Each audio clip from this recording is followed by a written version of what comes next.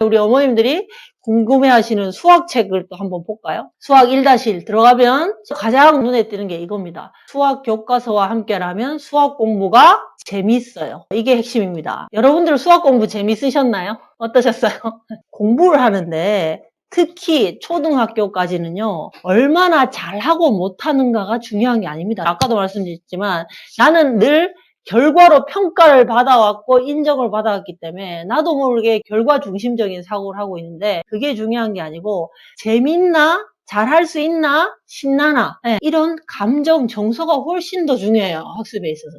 초등학교까지는. 뭘 많이 알고 모르고가 중요한 게 아니고 내가 이걸 하는 게 재밌고 즐거우면 걔는 반드시 잘할 수 있습니다. 정말 잘해야 될 때. 언제? 고등학교, 대학교, 사회에 나가서 학습에 대한 재미와 흥미가 더 중요한 거지 결과가 중요한 게 아니다. 근데 나이는 어떻게 돼 있다고요? 결과가 중요한 애로 세팅돼 있다는 걸 아셔야 돼요. 그래서 계속 이거 아나 모르나를 확인하고 싶어 해요. 근데 아나 모르나 확인하는 게 중요한 게 아니고 그걸 알게 되는 과정에서 그래서 수학책을 보시면 수학 공부가 재미있는 게 중요한 거예요. 뭔가 선행학습을 마음이 급하고 불안해서 시키더라도 얘가 빨리빨리 한글을 떼고 더하기 빼기를 할 수 있고 없고에 초점을 맞추시면 100% 실패합니다. 이걸 하는 걸 얼마나 흥미있어 하고 재미있어 하나에 초점을 맞춰서 재미있게 만들어 주셔야 돼요. 수학을 함께 공부할 1학년 친구들과 선생님을 소개합니다 하면 아이들과도 교과서를 구할 수 있으시면 와 학교 들어가면 이런 걸 한다네? 수학 공부가 재밌대. 수학은 내 친구 야 이런 놀이 수학을 놀이처럼 재밌게 할 수 있네? 엄마랑 같이 놀이 한번 해볼까? 이러면서 교과서에 나온 놀이 수학을 아이랑 즐겁게 해보는 거예요.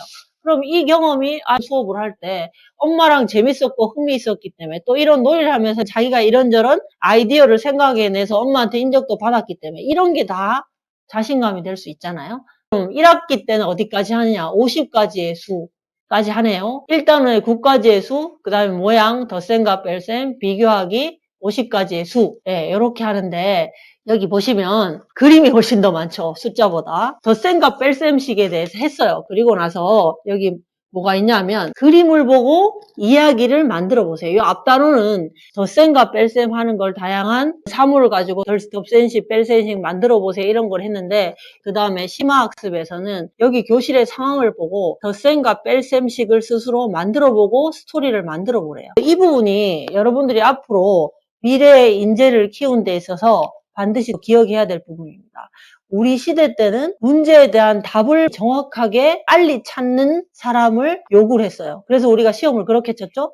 근데 나보다 훨씬 더 빨리 정확하게 답을 찾는 AI, 인공지능이 나와버렸기 때문에 이렇게 문제를 만들어낼 수 있는 능력은 AI가 못하고 인간만이 할 수 있는 능력이기 때문에 이런 능력을 키워줘요. 문제에 대해서 답을 구하는 것뿐만 아니고 한 발짝 더 나가서 문제를 발견하고 문제를 만들 수 있는 능력이 바로 우리 아이들의 창조성을 깨워냅니다. 이 문제를 만들어내는 것, 호기심이죠. 그래서 이 유아 시기에 호기심이 왕성할 때 아이들이 끝없이 궁금해할 수 있도록 자극을 주셔야 돼요. 이 호기심의 원천은 또 뭘까요? 관찰력이에요. 아이들한테 섬세하게 관찰할 수 있도록 살필 수 있고 새로운 거에 대해서 관찰하고 호기심을 가질 수 있게 해줘야 되고 뭔가를 상상할 수 있는 상상력이 바로 창조력의 근간입니다. 호기심, 관찰력, 상상력 이거는 인간만이 가지고 있는 고유한 역량이기 때문에 이런 걸 자꾸 아이들과 생활 속에서 깨워주셔야 돼요.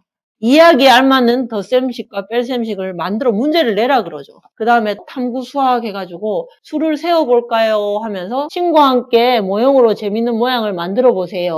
어떤 모양을 만들까요? 글자 모양은 어떨까요? 해서 인지적인 것뿐만 아니고 이렇게 구체물을 가지고 신체적인 활동을 통해서 감각적이고 경험시키게 하는 게 요즘 교육의 흐름이에요. 모형에 수를 세어봐요. 여기 있는 모형이 몇 개인지 수를 세어보세요 해놓고 나서 어떻게 세었는지 말해보세요.